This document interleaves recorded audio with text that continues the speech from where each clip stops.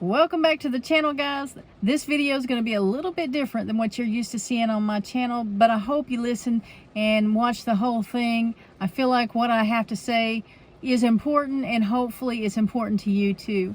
I'm actually making this video as in response to another video that has gone out on YouTube by another homesteading farm channel, Dutch Eats. Actually, that would be the second channel. Their main channel is Keeping It Dutch, and so I will leave a link to that video that I'm referring to down in the description below. Please, if you haven't seen it, go check it out.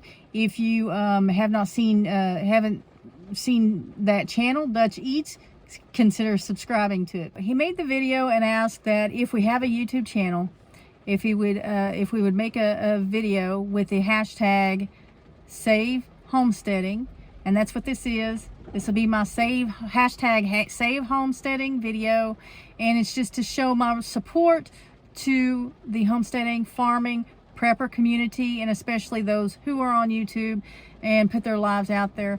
You know, when you have a YouTube channel, once you get much bigger than my channel is, you can make money, you can have sponsors, people sometimes give gifts and stuff like that, but really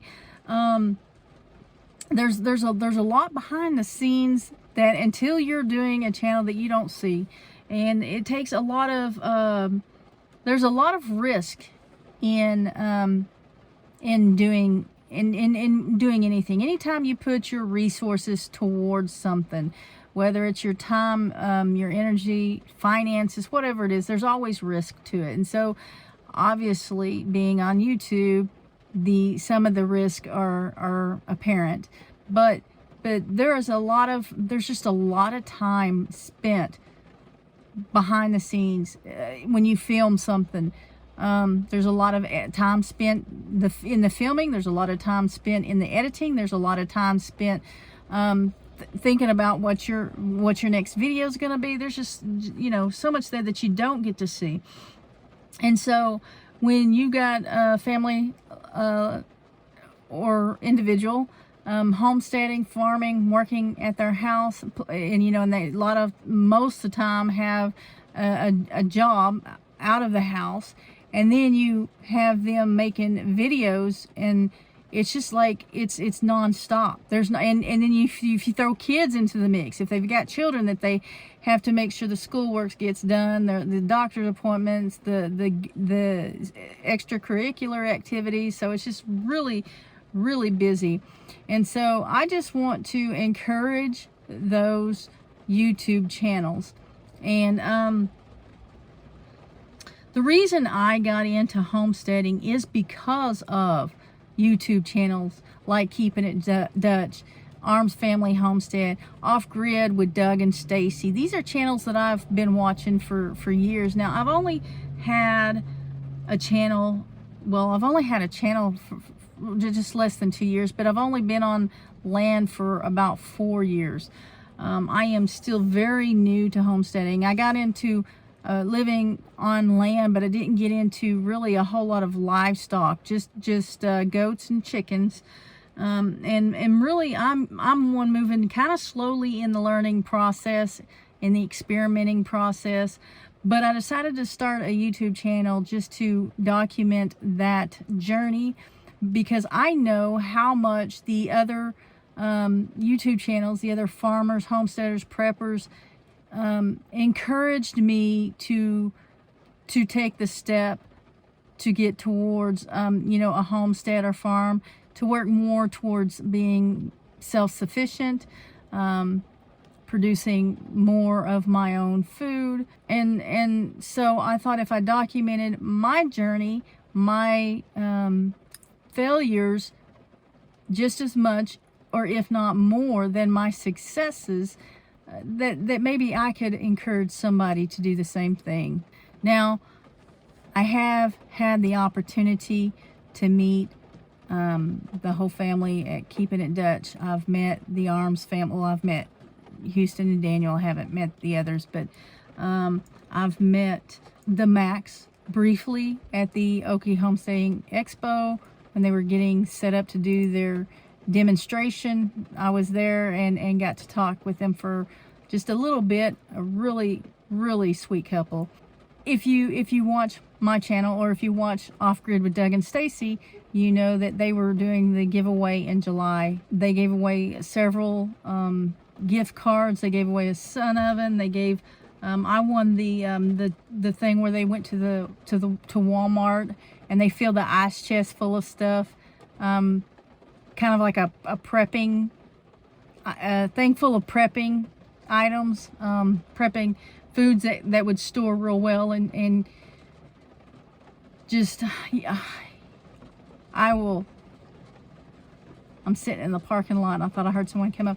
I'll leave a link up here in the corner for you to go look at that video. Well, I won that, and it was like, when I got it, it just kept coming in the mail. Stuff just kept coming in the mail. I mean, tell you, that prize that I won from them was several $100s. So, you know, Doug and Stacy are ones that give back to the community, and just really, really good people. And if you don't know who they are, if you haven't subscribed to them, I don't know where you've been. You haven't been on YouTube, but you need to go check them out. I said that I watched those channels and they encouraged me to take that step to get out on some land and try to work towards being more self-sufficient. So more recently, I've started watching other channels because I just kind of like immersed myself in the YouTube community, in the videos, trying to learn, but I've also met a lot of wonderful people. A good example would be Gary and Cassie at Walker Farm Fam. I consider them a friend. Cassie and I talk a lot, text and mostly, and it's just a really neat community. If you have an opportunity to like go to the Okie Homestead Expo, or you go to a YouTube meetup, if you ever get that chance, do it. It's well worth it, even if you have to travel a little bit to get there, because these people are genuine. Most of them, you know, not everyone, and that's the case with anything, but most of them are genuine. They are the people that they portray themselves to be on YouTube. I know it's been said that YouTubers are using fear in order to get views for their channel.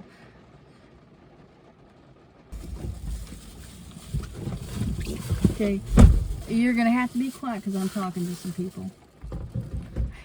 I know that it's been said that YouTubers use fear as a tactic to get more views on their channel.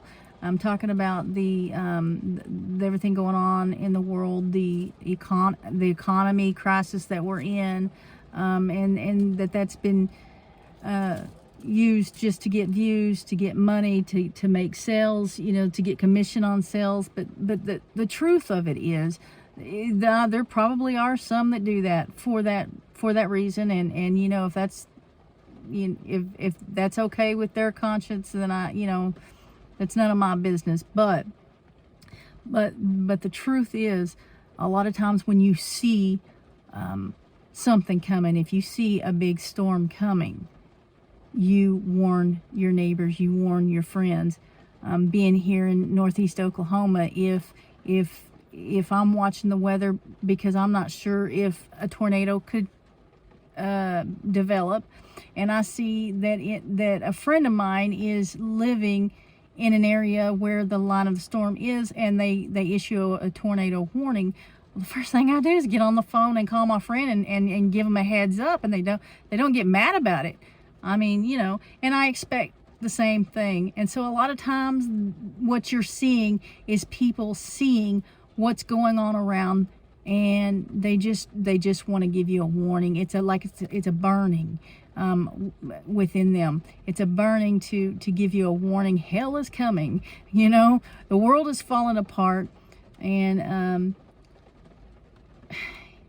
we're not going to be here forever. The world is not going to be here forever. are not the world that we know it right now. And I'm not saying that tomorrow it's ending, or this week, or this year, or this decade, but the conditions for a dangerous storm is forming, and it looks like a storm is approaching. And so we're just calling up our friends and neighbors and giving them a heads up.